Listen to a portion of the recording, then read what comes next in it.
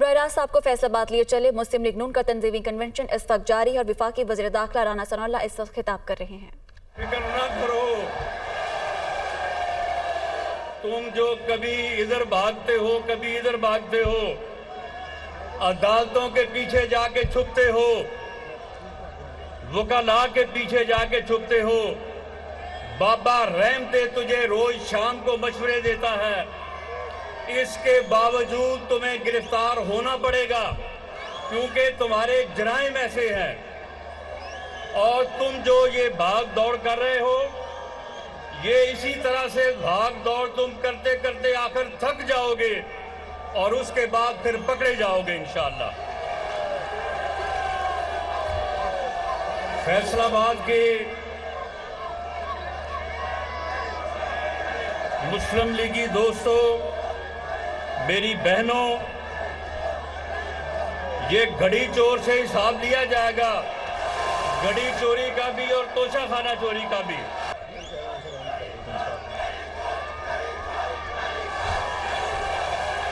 बस घड़ी चोर का अब ऑपरेशन जो है, इसकी खबर जो है वो आज मरियम नवाज इसीलिए फैसलाबाद पहुंची है और आप भी इसीलिए यहाँ पे जमा हैं। मैं बस आखिरी बात आपका शुक्रिया अदा करने के साथ साथ कि ये जोश और जज्बा जो है इसी तरह बरकरार रखें। इंशाअल्लाह ताला इलेक्शन भी होंगे और इसका एहतसाब भी होगा, ये पकड़ा भी जाएगा, ये जेल भी जाएगा। ये जो अब बीमारियों के बहाने बना रहा है ना कि मुझे फलां फलां बीमारी है, ऐसा बेशर्म इंसान है कि वो बीमारियां बता रहा है, अगर किसी को हो भी तो लोग शर्म से बताते नहीं है। ये इतना बेशर्म आदमी है। तो आप ये जोश और जज्बा बरकरार रखें, इलेक्शन की भी तैयारी रखें। इंशाअल्लाह ताला मियां नवाज शरीफ आएंगे, आपको लीड करेंगे और मुस्लिम लीग दोबारा इलेक्शन भी जीतेगी, बरसे इक़्तिदार भी आएगी। और जो मुश्किलात इस वक्त मुल्क को दरपेश हैं, इससे पहले भी जब भी मुल्क मुश्किल में बहरान में गिरा है तो उसे किसने बहरान से निकाला है? एक ही लीडर है जिसने पाकिस्तान जब भी बहरान में आया है उसने बहरान से निकाला है। अब भी इंशाअल्लाह ताला इन मुश्किलात से और इस बहरान से जो है वो मुल्क को निकालेगा। अब आपकी आवाज़, पाकिस्तान की आवाज़, फैसलाबाद की आवाज़ मरियम नवाज आपसे खिताब करेगी। पाकिस्तान जिंदाबाद। तैयारी रखें, मुस्लिम लीग दोबारा इलेक्शन के वज़ीर दाखिला राना सनाउल्लाह खिताब कर रहे हैं। फैसलाबाद में नून लीग का तंजीमी कन्वेंशन है जिससे वफाकी वज़ीर दाखिला खिताब कर रहे थे और उनका कहना था कि इमरान खान ने कौमी खजाने को भारी नुकसान पहुंचाया। इमरान खान के जराइम ऐसे हैं कि इसे गिरफ्तार होना पड़ेगा। कायद मोहम्मद नवाज शरीफ जल्द पाकिस्तान में होंगे, इमरान खान से लूट मार का हिसाब लिया जाएगा। मजीद कहना है कि इमरान खान गिरफ्तारी से छुपता फिर रहा है, इलेक्शन भी होंगे और इमरान खान का एहतसाब भी होगा। और उनका मजीद कहना था कि इलेक्शन की तैयारी रखें, मुस्लिम लीग दोबारा इलेक्शन जीतेगी।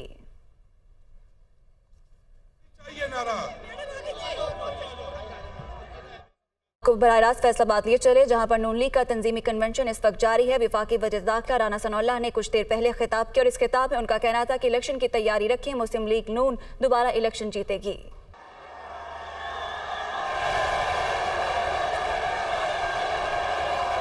फैसलाबाद के शेरों,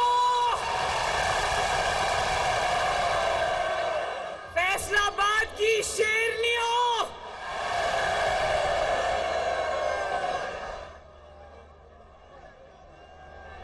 आप सबको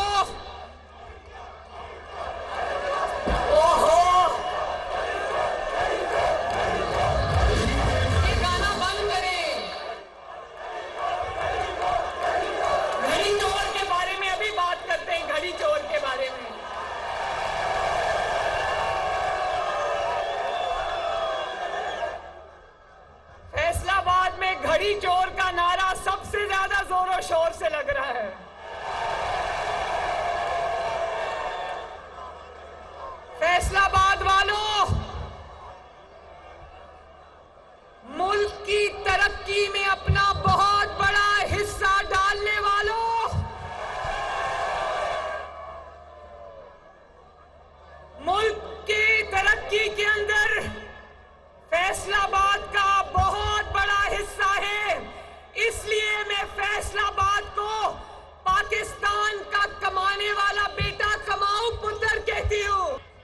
अभी मियां मन्नान साहब बता रहे थे कि नवाज शरीफ साहब जब फैसलाबाद आते थे तो कहते थे फैसलाबाद वालों, आपका जलसा फैसला कुन होता है। तो मैं नवाज शरीफ साहब, मैं आपका सलाम देती हूं फैसलाबाद को।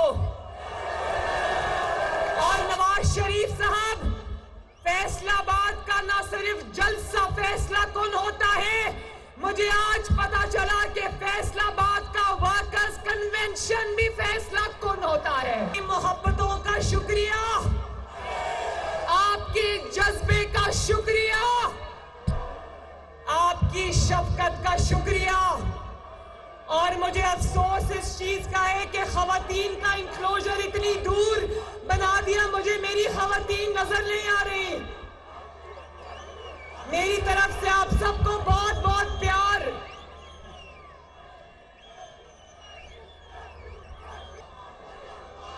फैसलाबाद वालों, ये बात आप अच्छे तरीके से समझोगे कि 2013 में जब नवाज शरीफ साहब को हुकूमत मिली तो ना घरों में पंखा चलता था, ना फैसलाबाद में फैक्ट्रियों का पहिया चलता था, क्योंकि बिजली नहीं थी ना। 2013 में जब नवाज शरीफ को हुकूमत मिली, फैसलाबाद जानता है कि ना घरों के चूल्हे जलते थे और ना फैक्ट्रियों की चिमनियों से धुआं निकलता था, क्योंकि गैस नहीं थी। और फिर फैसलाबाद ने देखा, शेरों ने देखा, कौम ने देखा, दुनिया ने देखा कि नवाज शरीफ आ गया।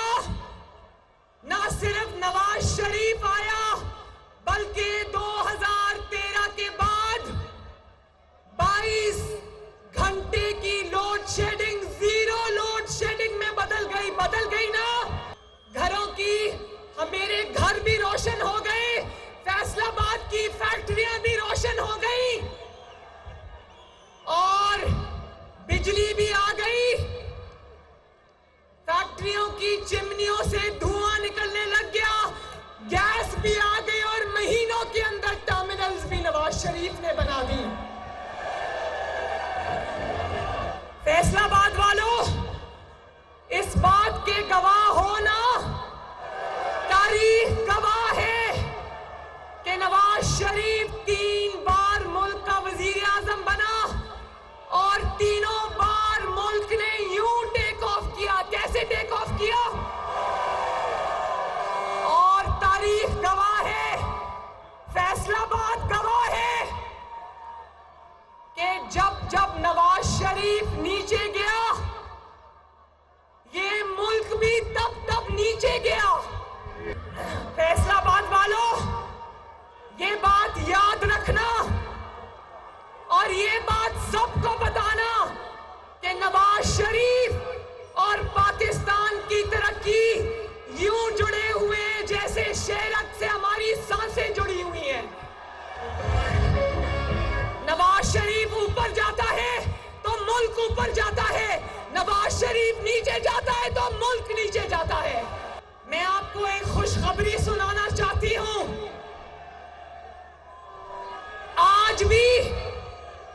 आज भी जब शहबाज शरीफ हुकूमत के हाथ इमरान खान के किए गए IMF मुआहदे ने बांधे हुए हैं, उन बंधे हुए हाथों के साथ शहबाज शरीफ ने रमजानुल मुबारक के महीने में 8 करोड़ अवाम को आटा मुफ्त करने के लिए कह दिया है।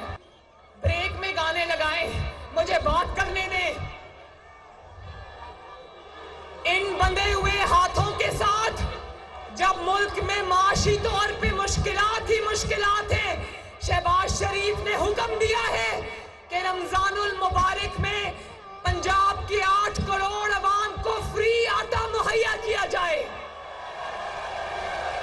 और बाकी सूबों को कहा है कि वो भी मुफ्त आटा मुहैया करें अपने अपने सूबों के अंदर। तो बताओ फैसलाबाद वालों,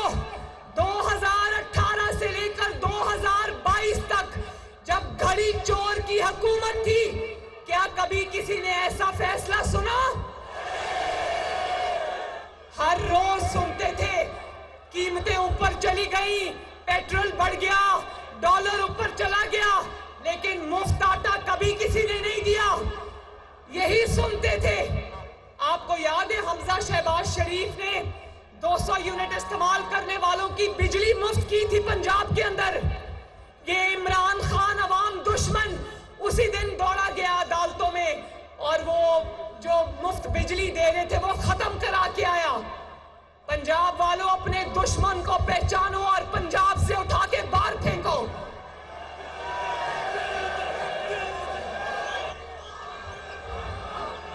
ना खुद कोई अवाम के लिए काम करता है, ना किसी को करने देता है। ऐसे ही इसका नाम मैंने फितना नहीं रखा। ये पाकिस्तान की तारीख का सबसे बड़ा फितना है, सबसे बड़ा फसाद है, सबसे बड़ा इंतशार है, और ये बात फैसलाबाद की अवाम जानती है।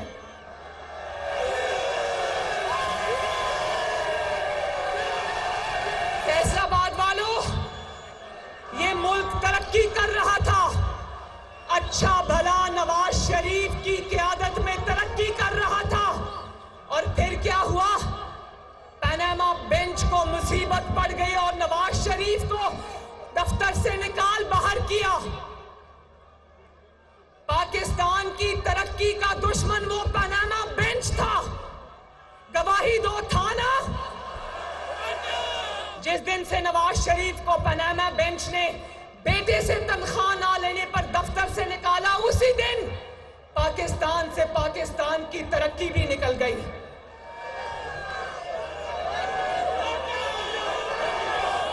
मैं फैसलाबाद वालों, ध्यान से मेरी बात सुनो। मैं पनामा बेंच से सवाल करती हूं कि क्या साकिब निसार, इमरान को लाने वाले, नवाज शरीफ को निकालने वाले साकिब निसार, आज तुम जितना मर्जी सदाकत और अमानत का सर्टिफिकेट वापस लो, लेकिन जान लो ये कौम तुम्हें कभी माफ नहीं करेगी। मैं साकिब निसार से पूछती हूं कि क्या तुम्हारे घर में भी बच्चे सस्ती रोटी को इसी तरह तरसते हैं जिस तरह आवाम के बच्चे इस वक्त सस्ती रोटी को तरस रहे हैं? मैं आसिफ सईद खोसा से पूछती हूं, जिसने इमरान को कहा कि सड़कों पे धक्के क्या खा रहे हो, मेरे पास लाओ पनामा केस, मैं नवाज शरीफ को नाअहल करता हूं। साकिब निसार की अदालत में आसिफ सईद खोसा के सामने रोज इश्तिहारी मुजरिम इमरान खान पेश होता था और नवाज शरीफ के खिलाफ हेयरिंग्स में शरीक होता था, फ्रंट वाली रो पर कुर्सी रखकर बैठा होता था। आसिफ सईद खोसा, तुम्हें ख्याल नहीं आया कि इश्तिहारी मुजरिम को मैं गिरफ्तार करूं? क्यों तुमने उस वक्त कौम, मुल्क, आइन और कानून का तमाशा बनाया? आज ये अवाम तुम्हें आराम से घरों में छुपने नहीं देगी।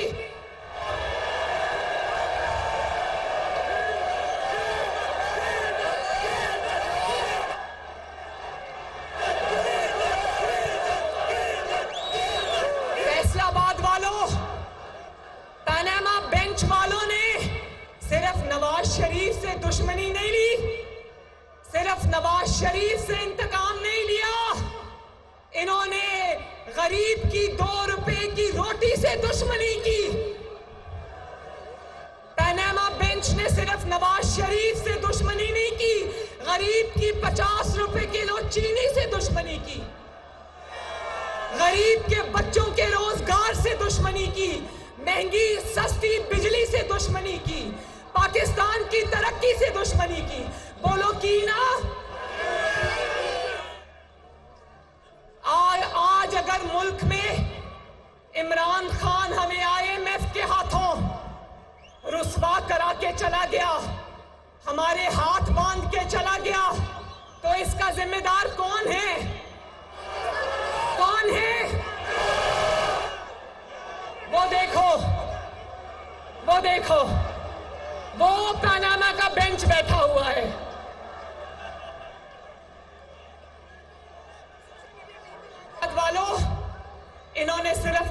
शरीफ को नहीं निकाला, इन्होंने एक बदकिरदार शख्स को, एक बदउन्मान शख्स को, एक बदतहजीब शख्स को, एक नालायक शख्स को, एक नाअहल शख्स को, एक घड़ी चोर को कौम के सरों पे मुसल्लत कर दिया।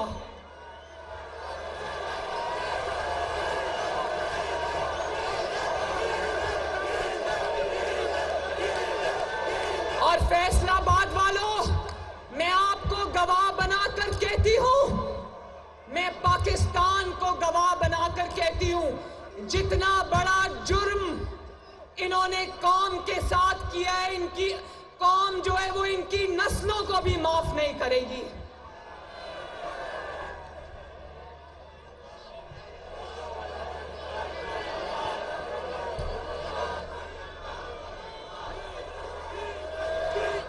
पनामा बेंच वालों, मैं तुमसे पूछती हूं कि गजब खुदा का एक ऐसे शख्स को, नशा करने वाले को, मंशियात ज़दा शख्स को कौम के सरों पे मुसल्लत कर दिया, जिसका टोटल इकोनॉमिक विजन क्या था? अंडे, कट्टे, मुर्गियां और भंग की काश्त। वो अंडे नजर आए कहीं? वो कट्टे नजर आए कहीं? वो मुर्गियां नजर आई कहीं? एक ही चीज नजर आती है जमानत पाक से लेके बनी गाला तक, वो है भंग के असरात। वो भंग के असरात इस मुल्क की मईशत को भी लेकर बैठ गए, इस कौम के 22 करोड़ अवाम को भी लेकर बैठ गए। कौम तुम्हें छोड़ेगी नहीं, माफ नहीं करेगी इंशाल्लाह।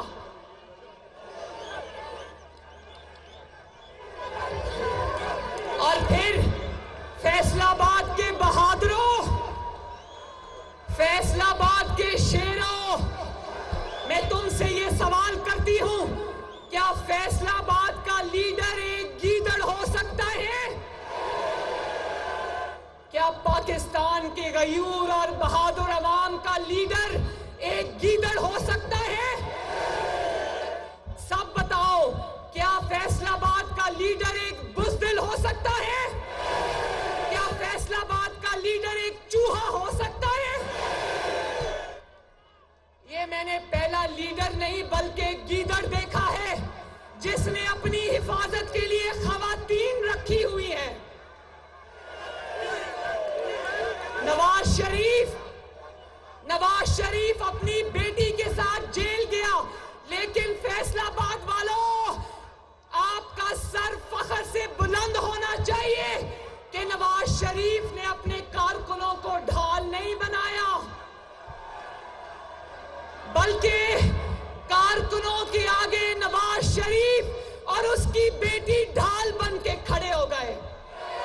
और नवाज शरीफ ने कहा कि पकड़ना है तो नवाज शरीफ को पकड़ो, सजा देनी है तो नवाज शरीफ को दो। मैं अपनी बेटी को भी साथ लाया हूं, लेकिन खबरदार मेरे कारकुनों की तरफ किसी ने आंख उठा के भी देखा। और ये बुज़दिल, ये गीदड़ हर रोज दरवाजा खोल के चेक करता है कि खवातीन मेरी हिफाजत के लिए बैठी हुई हैं या नहीं बैठी हुई। और फिर शर्म की बात है, मैं अपनी बहनों से मुखातिब हूं, शर्म की बात है कि उन खवातीन का जो इस इस्तेसाल और जो उनकी इज्जतों के साथ जमान पाक में हो रहा है, शर्म से हर पाकिस्तानी के सर झुक जाते हैं। इनकी अपनी एमएनएज और एमपीएज एक दूसरे को फोन करके कह रही हैं, हमारी जो खवातीन जमान पाक में इमरान की हिफाजत पे तैनात है, उन सब का बुरा हाल है, वहां क्या क्या हो रहा है, वहां वो कहानियां बयान नहीं की जा सकती।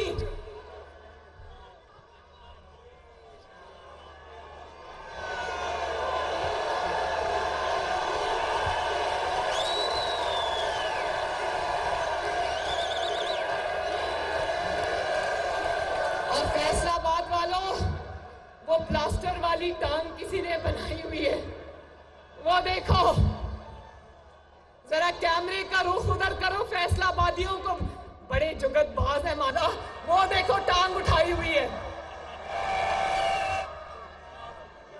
फैसलाबाद वालों, बिल्डिंगों के लेंटर 5 महीने में उतर जाते हैं, खुल जाते हैं। प्लाजाज के ये जो प्लाजाज खड़े किए हुए हैं, इनके लेंटर 5 महीनों में खुल जाते हैं, लेकिन ये टांग पे प्लास्टर ऐसा चढ़ा है कि उतरने का नाम नहीं ले रहा। जब अदालत बुलाती है तो कहता है मेरी टांग टूटी हुई है, मेरी टांग पे प्लास्टर चढ़ा हुआ है। फैसलाबाद वालों, जब तक मुकदमा चलते रहेंगे, इसकी टांग से प्लास्टर नहीं उतरेगा। और सुनो, अदालत बुलाती है तो कहता है मैं बीमार हूं, मैं बुजुर्ग हूं, मेरी उम्र 72 साल है, मैं माजूर हूं। और जलसा करना हो तो ना बुजुर्गी याद आती है, ना माजूरी याद आती है, ना टूटी हुई टांग याद आती है, ना 72 साल की उम्र याद आती है। तो फैसलाबाद ये कहता है अदालत के लिए बीमार, जलसों के लिए तैयार। इससे बड़ा मुनाफिक अपनी जिंदगी में देखा कहीं? और फिर 7:20 पर कहता है कि मैंने मौत के खौफ पर काबू पा लिया है, और 7:21 पर कहता है मेरी जान को खतरा है, इसलिए मैं घर में छुप के बैठा हूं। और तुम्हें क्या पता बुज़दिल इंसान कि वो नवाज शरीफ था। जब अदलिया बहाली तहरीक में नवाज शरीफ ने लीड करना था तो गैर मुल्की हुक्मरानों के फोन आए नवाज शरीफ को।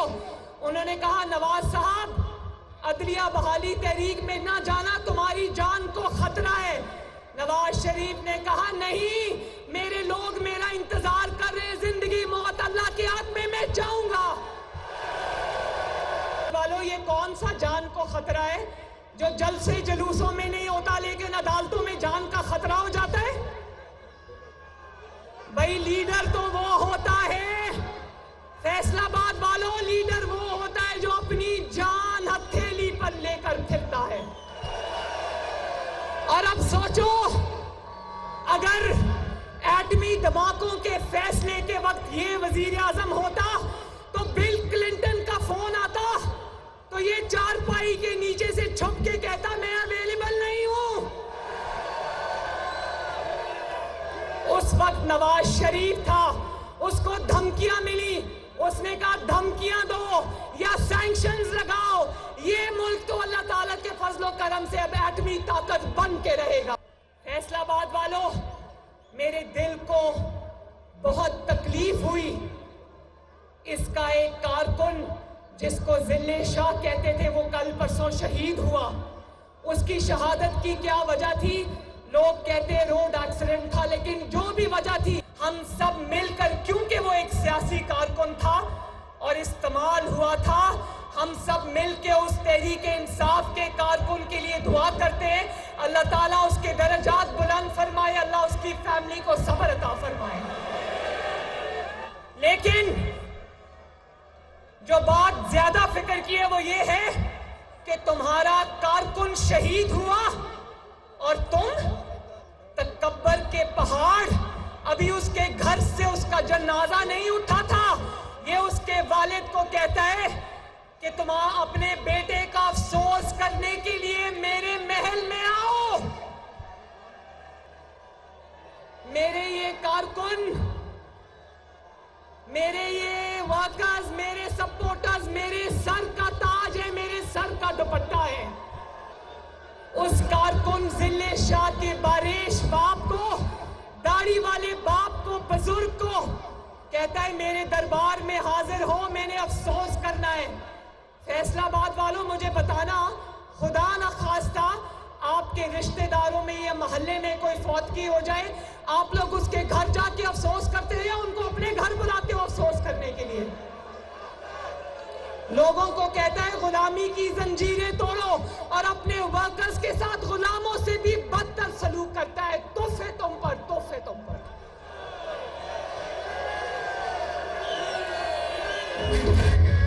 और इसके अपने बेटे लंदन की महफूज हवाओं में हैं और कारकुनों को, वर्कर्स को डंडे खाने के लिए सड़कों पे रोलता है। उनको कहता है, फैसलाबाद वालों, उनको कहता है कारकुन आज यहां पहुंचे, कारकुन आज वहां पहुंचे, कारकुन यहां आ जाए, कारकुन वहां आ जाए, खुद बाथरूम के अंदर से नहीं निकलता। कारकुन लीडर की हिफाजत करते हैं कि लीडर कारकुनों की हिफाजत करता है? क्या कारकुन लीडर के लिए ढाल बनते हैं या लीडर कारकुनों के आगे शेर बन के, ढाल बन के खड़ा हो जाता है? बाद वालों, आपने वो मनाजिर टीवी पर देखे होंगे। आप में से बहुत सारे मुस्लिम लीग नून के शेर ऐसे, वो याद है ना मेरी नैब में पेशी, जब इन्होंने मेरी गाड़ी में पथराव किया था, जब मैंने देखा कि मेरे कारकुनों के ऊपर पथराव हो रहे हैं, मैं गाड़ी में से निकल गई। मैंने कहा मारना है तो मुझे मारो। फैसलाबाद वालों, मैं सवाल पूछती हूं, कारकुन इसकी चोरियां करने के लिए मारे क्यों खाएं? मैं तहरीक इंसाफ के कारकुनों से पूछती हूं कि तुम इसकी चोरियां छुपाने के लिए क्यों तुम इसकी हिफाजत के लिए आते हो? इसको कहो अपनी हिफाजत खुद करे। वो जो तोशाखाना की चोरियां बेच कर इसने जायदादें बनाई हैं, वो पैसा लाए और अपनी हिफाजत का इंतजाम खुद करे। चाहे वो तहरीक इंसाफ का कारकुन या वो किसी की भी जमात का कारकुन हो, कारकुनान की इज्जत मेरे दिल में है और कारकुनान को इसकी गलीज मुहिम का ईंधन हम नहीं बनने देंगे। बुज़दिल आदमी, तुम्हें तहरीक इंसाफ के कारकुन का उनका ख्याल हो ना हो, मरियम नवाज शरीफ को तहरीक इंसाफ के कारकुन का ख्याल है। और फैसलाबाद वालों, आज किसी ने वो बैनर पकड़ा था कि नवाज शरीफ ने अपना फैसला अल्लाह ताला पे छोड़ दिया था, और आज अल्लाह ताला का मौजज़ा देखो। नवाज शरीफ के साजिश करने वाले एक एक करके खुद बोल रहे हैं कि हमने साजिश की थी। ये होते हैं, ये पनामा बेंच के फैसले नहीं होते, ये आसमानों के फैसले होते हैं जिनको मानना पड़ता है। फैसलाबाद वालों, और एक और बात सुनो फैसलाबाद वालों, बड़ी जरूरी बात है। जब ये एक दूसरे के पोल सारे साजिशी जो साजिश में 2017 और 18 में शामिल थे, एक एक करके खुद बोल रहे हैं, ना सिर्फ खुद बोल रहे हैं बल्कि दूसरे चोर जो छुप के बैठे हुए हैं उनका पता भी बता रहे हैं।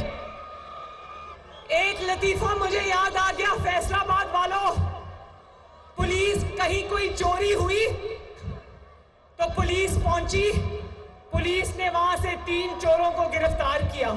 जब पुलिस गिरफ्तार करके उनको लेकर जा रही थी तो चोरों ने जाते जाते सोचा हम तो पकड़े गए, उन्होंने कहा वो 2 चोर चारपाई के नीचे पड़े हुए उनको भी निकालो।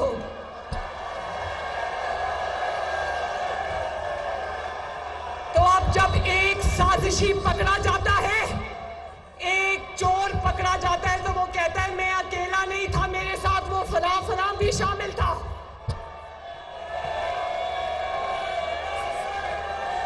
भाई मरियम नवाज शरीफ ने उनके नाम क्या लेने हैं, ये खुद एक दूसरे का नाम ले रहे हैं। एक और क्योंकि फैसलाबाद है तो फैसलाबाद का असर तो आएगा। एक और लतीफा याद आ गया, गर्मियों में आज भी छतों पर लोग सोते हैं ना पंखे लगाकर, तो एक पूरी बड़ी फैमिली छत पर सो रही थी, तो एक शख्स उठ के तहज्जुद पढ़ रहा था उनमें से, तो उसने अल्लाह से दुआ की कि अल्लाह ताला मैं अकेला यहाँ पर तहज्जुद पढ़ रहा हूँ, ये बाकी सारे सोए हुए हैं।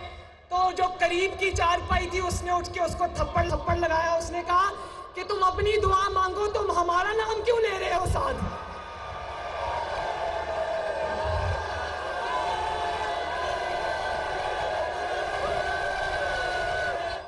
उसने कहा कि तू अपना ना ले, तू साडियां शिकायतां क्यों लाना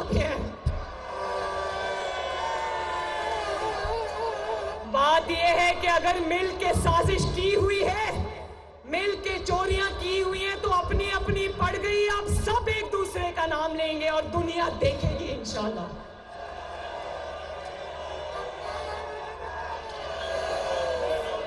और अब इसकी फिर कोशिश है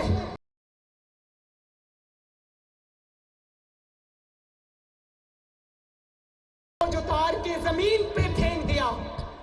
अब ये जो 2-3 लोग रह गए हैं ना, मैं कहना चाहती हूं, इमरान तेरे सहूलतकार एक एक करके सब फरार। जरा मेरे साथ बोलो, इमरान तेरे सहूलतकार एक एक करके सब फरार। और सिर्फ फरार नहीं हो रहे, जूतियां छोड़ के भाग रहे, जूतियां छोड़ के भाग रहे। फैसलाबाद वालों, इलेक्शन आने वाला है इंशाअल्लाह ताला। फैसलाबाद वाल के शेरों, टोबा टेक सिंह के शेरों, झंग के शेरों, चन्योट के शेरों, इलेक्शन सिर्फ लड़ना नहीं है। फैसलाबाद वालों, इलेक्शन से पहले कुछ फैसले होना बाकी हैं। क्या फैसलाबाद के गैरतमंदों को कबूल है कि एक तरफ बेगुनाह नवाज शरीफ की 200 पेशियां और दूसरी तरफ चोर, बल्कि महाचोर इमरान खान की 2 पेशियां कबूल है? एक तरफ नवाज शरीफ की और मुस्लिम लीग नून की 2-2 साल की जेल, बेगुनाह जेल, और दूसरी तरफ 2-2 घंटों में बेल। क्या ये नाइंसाफी कबूल है? एक तरफ फैसलाबाद वालों, एक तरफ ख्याली तनख्वाह, एक तरफ एक्सपायर्ड वीजा इकामा, एक तरफ हसन नवाज शरीफ से फर्जी तनख्वाह ना लेना, और दूसरी तरफ टिरियन वाइट अपनी बेटी छुपाना, कौन से झूठ बोलना, घड़ियां चोरी करना, घड़ियां चोरी करके चुप करके दुबई में जाके बेच देना, और फिर जानते हो, ये दिखाएं घड़ी, ये देखो,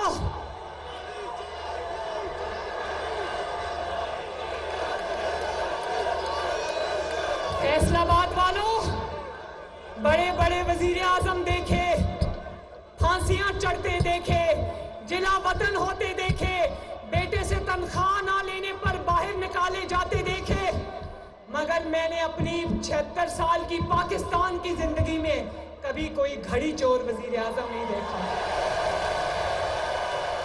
और कहने वाले ये कहते हैं, इसके सपोर्टर्स, वो ये कहते हैं घड़ी तो चोरी की थी, क्या किया था?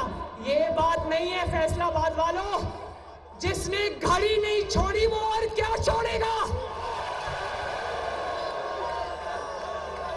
जिसने खाना-ए काबा वाली घड़ी, जो सऊदी अरब ने इसको तोहफे में दी थी, इस बेशर्म इंसान ने वो घड़ी भी चंद करोड़ के एवज बेच दी। और फैसलाबाद वालों, जानते हो उससे बड़ा जुर्म क्या था? वो दुबई घड़ी, जो घड़ी थी वो दुबई में बेची, और वो घड़ी बेचने के बाद वो करोड़ों रुपया फरागोगी एक चार्टर जहाज में रख कर इस्लामाबाद लेकर आई। दूसरों को कहता है मनी लॉन्ड्रर, और पाकिस्तान की तारीख का सबसे बड़ा मनी लॉन्ड्रर है। और लोगों को चोर चोर कहता था। अपनी हालत देखो, अपना वो ये खुद भी चोर, इसकी जमात भी चोर, इसकी घरवाली भी चोर। इसकी घरवाली लोगों को कहती थी अगर फाइल पे दस्तखत कराने तो मुझे 5 किरात हईरे की अंगूठी तोहफे में दो, तो फाइल पे दस्तखत करा लो।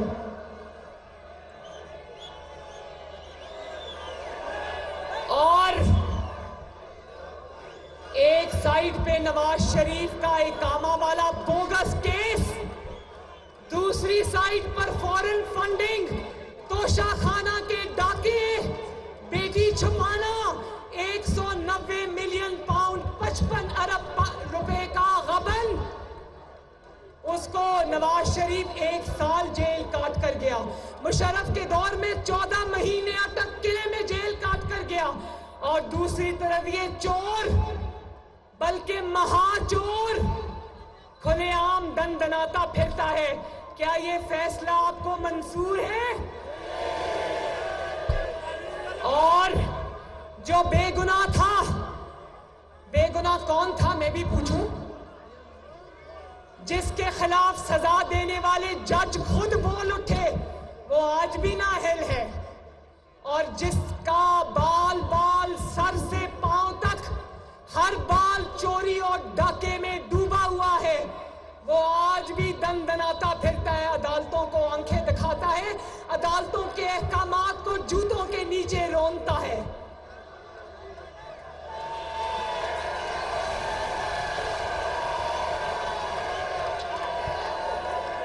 फैसलाबाद वालों, मैं आपको कहना चाहती हूं कि भरोसा रखना, इंशाअल्लाह ताला नवाज शरीफ आ रहा है, नवाज शरीफ आएगा।